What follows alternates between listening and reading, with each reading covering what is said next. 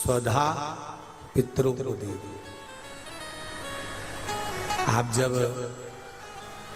यज्ञ करते हो तो उसमें जो स्वाहा का उच्चारण करते हो, ये धर्म पत्नी।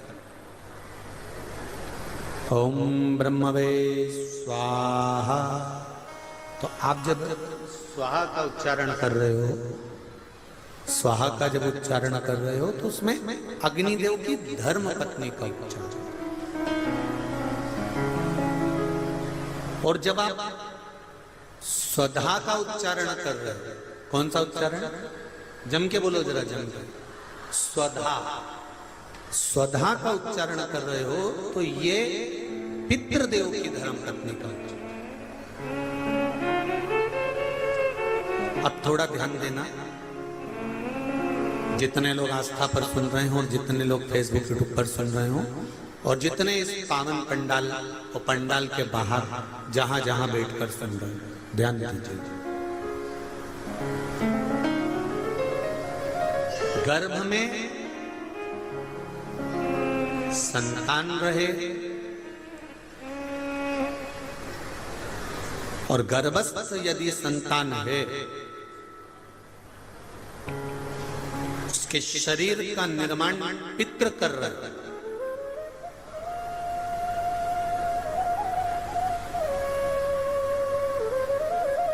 और शरीर में जो आत्मा है, उस आत्मा के बल पर उस शरीर को स्वस्थ रखने का निर्माण स्वधा कर। थोड़ा ध्यान दीजिएगा माताएं विशेष रूप से, और मेरे भाई लोग भी बहुत ध्यान से।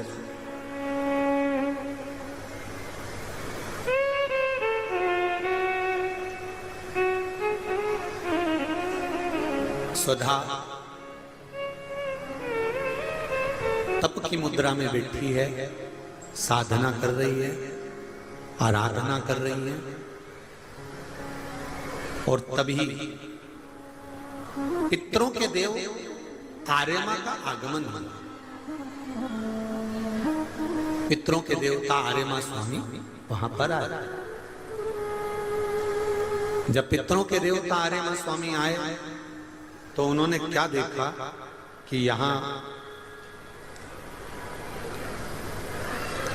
स्वधा तो भगवान के तप में लीन है, स्वधा तो भगवान की भक्ति में लीन है।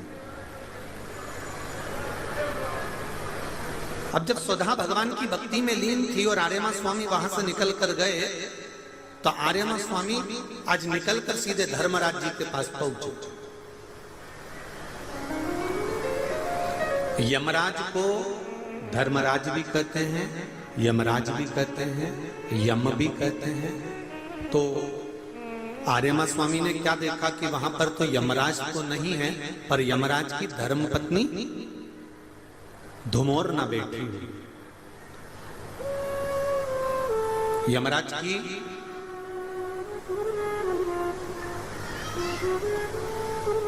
तेईस धर्म पत्नियां थी, जिसमें से एक का नाम धुमोरना था, जो यमराज की प्रिय थी।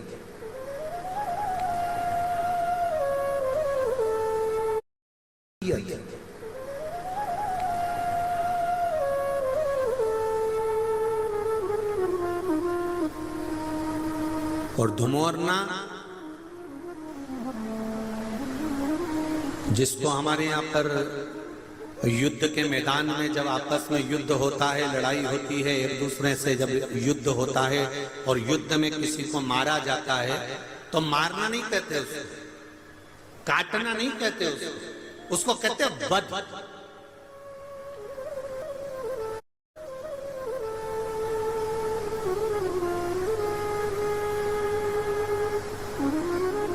धुमोरना बेटी है और उस धुमोरना की गोदी में उसका बेटा है, यमराज का बेटा, जिसका नाम है कतिला। यमराज का बेटा कतिला धुमोरना की गोद में बैठा हुआ, यमराज की पत्नी की गोद में। आर्यमा स्वामी का आगमन हुआ। आर्यमा स्वामी ने जब धुमोरना को देखा तो प्रणाम किया, माताजी आप यहां पर हो, केवल एक निवेदन है आपसे, धुमोरना ने पूछा, बोलिए आर्यमा जी कैसे आना हुआ आर्यमा स्वामी? आर्यमा स्वामी कहते हैं, मुझे बस केवल जो स्वधा माता तप कर रही हैं, उन तप करती हुई माता के पास आपको जाना और केवल पूछना है कि आप तप क्यों कर रही हो। तो धुमोरना ने कहा कि मैं, अगर मुझे देखकर स्वधा कहीं भय तो नहीं खा जाएगी, स्वधा में कोई भय तो उत्पन्न नहीं होगा। थोड़ा ध्यान देना कथा पर विशेष। हमारे यहां पर एक प्रसंग बुजुर्ग माताएं बहुत पहले से कहती आई हैं, शायद यहाँ पे भी जितनी बुजुर्ग माताएं बैठी होंगी वो जानती होंगी। 9 महीने में नारी के गर्भ में जब 9 महीने बच्चा रहता है तो कोई एक महीना ऐसा होता है जिस महीने में बुजुर्ग माताएं कहती है कि नदी नाले मत नागो। बोलो सही है कि गलत है? अरे जम के बोलो जी जी सही है। एक महीना ऐसा होता है, वो 7वां हो कि 6ठा हो कि 8वां हो, जो आपके स्मरण में होगा।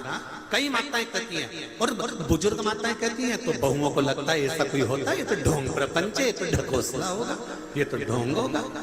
पर उसका प्रसंग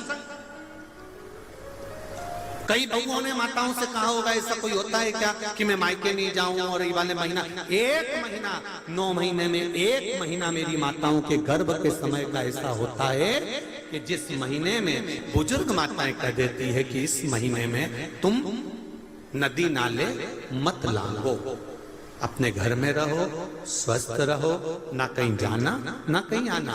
डॉक्टर को दिखाने जाना हो तो चले जाओ, मना नहीं, पर नदी नाले लांघ कर मत जाना, इधर हो तो चले जाओ। बुजुर्ग माताएं कहती हैं। अब इन बुजुर्ग माताओं को किसने बताया ये कि नदी नाले मत नांगना? वो प्रसंग ये शिव महापुराण की तर्पण, जो शिव पुराण की कथा आप सुन रहे हो, वो प्रसंग यहाँ मिलता है कि स्वधा तप कर रही है और उसके तप करते समय वो अपने बच्चों को जन्म देने वाली है, और उस समय पर यमराज की धर्म पत्नी धुमोरना समझाने के लिए आती है। 1 महीना लगता है धुमोरना को स्वधा को समझाने के लिए।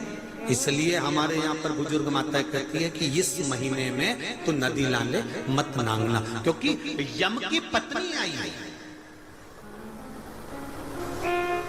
जब गर्भस्थ बच्चा रहता है, जब गर्भ में संतान रहती है, गर्भ में जब औलाद रहती है, गर्भ में जब संतान रहती है, तो नारी के 9 महीने में से 1 महीना ऐसा निकलता है, बच्चा पूरी तरह से स्वस्थ होगा, धड़कन भी होगी, सब कुछ होगा, तुम भी अच्छे रहोगे, पर 9 महीने में 1 महीना कष्ट का तो जाता ही है, ये निश्चित है। क्यों? क्योंकि उस समय पर स्वधा के पास में धुमोरना यमराज की पत्नी आकर बैठी थी, जिस समय पर स्वधा अपने बच्चों को प्रकट कर रही थी, तब उस समय पर धुमोरना आकर विराजमान हो गई, यमराज की पत्नी आकर विराजमान। अब नई नई बहुएं तो इस बात पर विश्वास नहीं करती हैं, पर मुझे आश्चर्य इस बात का होता है कि बुजुर्ग माताएं कितनी विद्वान होगी पुराने समय की, कि उनको शिव महापुराण की ये संवाद धुमोरना का यमराज की पत्नी का किसने सुना होगा। और ये बुजुर्ग माताओं को भी मालूम, इनकी सास ने और उनकी भी सास ने और उनकी भी सास ने, मतलब सनातन हिंदू धर्म कितना पुराना सनातन धर्म है, जरा विचार करिए कि वो आज तक चले आया। अब उसको लोग ढोंग के ले, ढकोसला के ले, चाहे कुछ के ले। अब ये तो अब यहाँ बैठकर आप लोगों को कुछ शिव पुराण के, कुछ स्कंद पुराण के, कुछ पद्म पुराण के, कुछ अग्नि पुराण के, कुछ नर्मदा पुराण के कुछ उपाय यहाँ से बता दिए जाते हैं। अब उसमें लोग हमें टोटका वाला महाराज कहें, चाहे जो महाराज के, उनकी मर्जी। आग लगे बस्ती में, सियोर वाला रहे मस्ती, अपने को क्या करना उसमें, वो जो बोले बोलता रहे। जिसको जितनी पिसी हुई काली मिर्ची लगे वो लगता है, अपने कोई फर्क नहीं। अपन तो मस्त अपनी जिंदगी जियो। भगवान ने ये शरीर दिया है, दाड़ दुकान करो, 25,000 की जगह 50,000 रुपए महीना कमाओ, खूब कमाओ, दिल से कमाओ, जितनी शरीर की कैपेसिटी है उससे ज्यादा कमाओ। बस एक निवेदन है, कमाई खूब दिल से करो, कमाने के बाद दान भी मत करो, किसी को मत दो, पर अपने ऊपर खर्च तो करो, जोड़ जोड़ के मत मरना रे।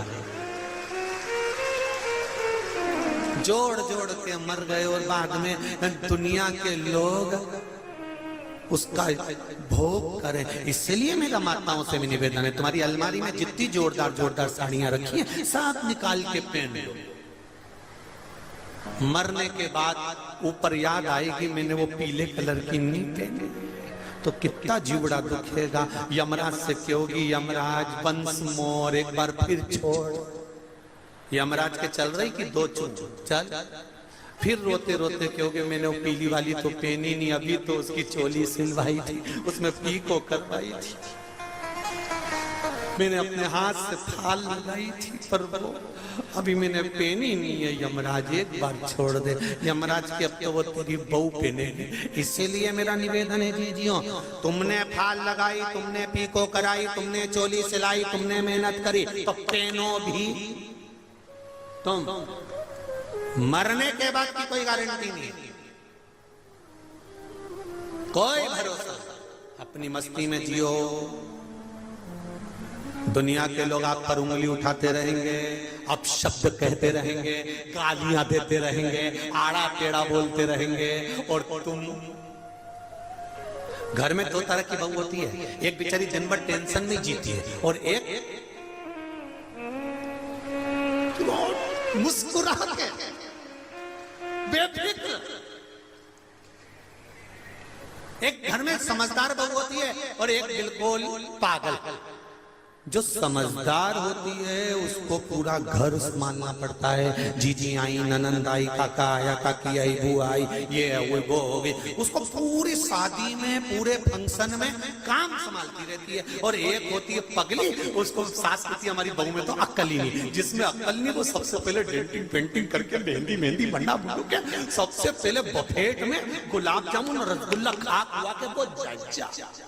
उसे कोई मतलब नहीं कौन आया कौन गया, कितना बेटर, कितना भोजन, कितनी केटरिंग, उसे कोई मतलब नहीं। वो तो खा पी के और बढ़िया अपनी सहेली के साथ गप्पे मप्पे मारे। तो मौसी सासन बोलती देख तेरी बहू को देख कितनी गप्पे मार रही, और वो बेचारी बड़ी वाली कितनी काम कर रही। तो क्या हमारी बड़ी तो समझदार है और छोटी में तो अक्ल नहीं। अब बताओ जायदाद का हिस्सा तो दोनों को मिलेगा, तो फिर समझदार होने से फायदा कौन सा?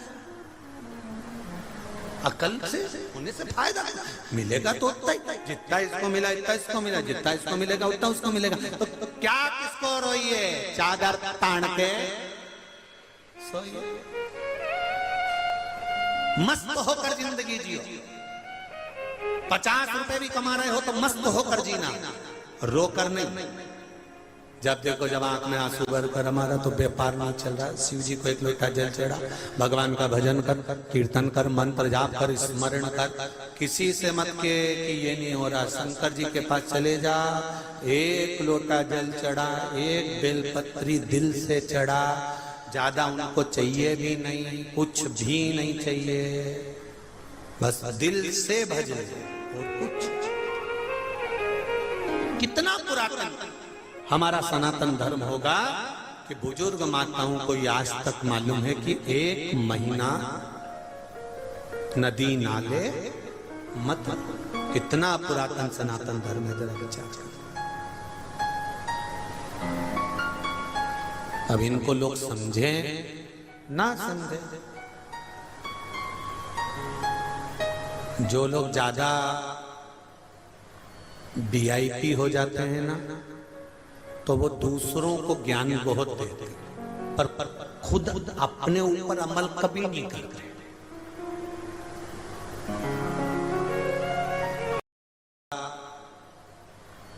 VIP हो जाते हैं ना, तो वो दूसरों को ज्ञान बहुत देते, पर खुद अपने ऊपर अमल कभी नहीं करते। मेरा निवेदन है थोड़ा सा, जितनी बात आप कहते हो उतना खुद पर भी अमल करना सीखो। स्वयं कुछ बखान कर दिया, बहुत बहुत कह दिया, खुद पर थोड़ा सा भी लेकर नहीं आए तो वो जीवन बेकार। धुमोर न पहुंची स्वधा के पास में। 1 महीने तक धुमोरना ने स्वधा को समझाया, पूछा क्या बात है, समझ में आया। तब धुमोरना वापिस यमराज के पास पहुंच गई। आर्यमा स्वामी फिर धुमोरना के पास आ गए।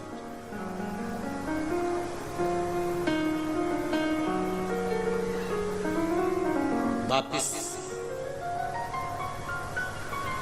जिस नारी को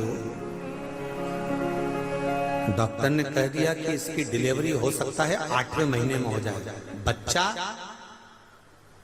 9 महीने तक रिस्क नहीं ले सकते, 8वें महीने में या 7वें महीने में बच्चे को जन्म देना पड़ेगा, ऑपरेशन करना ही पड़ेगा।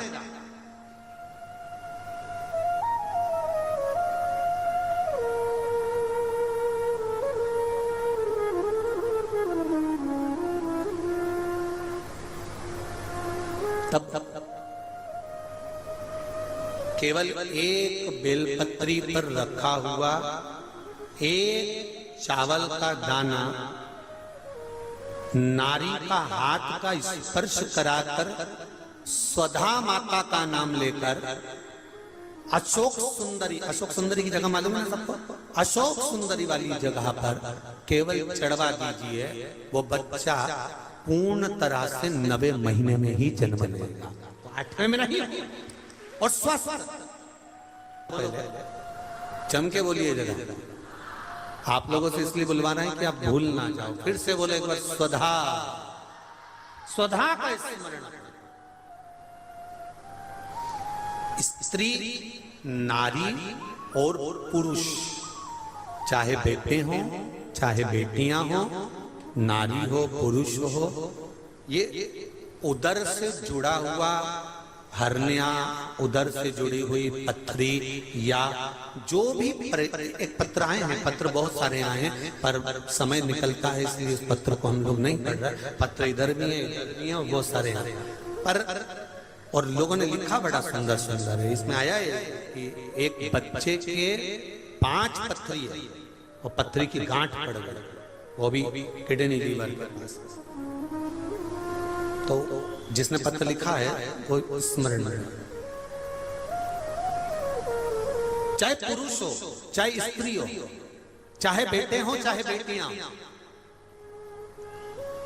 अगर उदर से जुड़ा हुआ कोई भी प्रॉब्लम है तो स्वधा का नाम स्मरण और शिव जी पे चढ़ाई गई एक दुर्वा, एक बेलपत्र या एक चावल का दाना और जल, ये बहुत फल देने वाला, बहुत। स्वधा, फिर से नाम बोलिए एक बार, स्वधा। स्वधा का महाराज धुमोरना के पास में वापिस आर्यमा स्वामी पहुंच गए। और आर्यमा स्वामी जब धुमोरना के पास पहुंचे, धुमोरना अपने बेटे कतीला को लेकर बैठी थी। कतीला का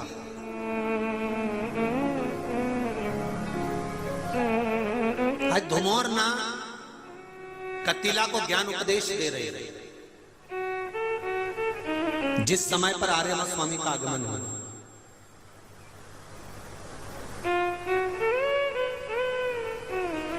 गलती थोड़ी सी होती है और भोगना बहुत पड़ता है। एक छोटा सा संवाद का स्मरण करें। आपको गुस्सा आया, आपको क्रोध आया,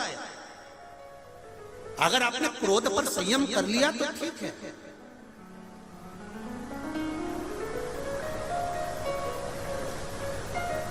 आपने अपने क्रोध पर संयम कर लिया तो ठीक है। किसी ने कुछ कह दिया, तुम्हें गुस्सा आ गया, तुम्हें क्रोध आ गया, तुमने चक्कू उठाया, तलवार उठाई, बंदूक उठाई और कितनी देर लगी? मात्र 5 मिनट लगे, तलवार घोंप दी, चक्कू मार दिया। अब जरा विचार करिए, आपको क्रोध आया, किसी ने कुछ कह दिया, किसी ने कुछ बोल दिया और चक्कू मारने में केवल 5 मिनट लगे, 10 मिनट लगे, तलवार मारने में 20 मिनट लगे, बंदूक मारने में 2 मिनट 5 मिनट लगे। पर जरा विचार करिए, बंदूक की गोली तो लग गई, तलवार भी लग गई, चक्कू भी लग गया, पर भोगना कितना पड़ेगा? थोड़ी सी देर के क्रोध में 10 मिनट में सारा काम हो गया। अब 10 मिनट का क्रोध तुमसे पाप करा दिया, अब वो 10 मिनट के पाप को 10 साल, 20 साल, 25 साल भोगो।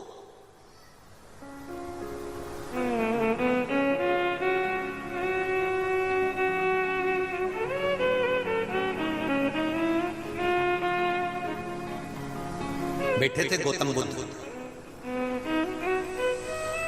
और गौतम बुद्ध के पास में किसी ने आकर कहा, अगर कोई हमको गालियां दे तो हम क्या करें? सुन लो रे अशोकनगर वालों अच्छे से, तुम्हारे अशोकनगर में भी जरा गाली का ट्रैक बहुत सुंदर है, सर अच्छे से सुन लेना जरा। तुम्हारे यहाँ बहुत जरा जरा सी बात में इधर गुटखा भरा रहता और तुरंत चालू हो जाते। वो तो मैं व्यासपीठ पे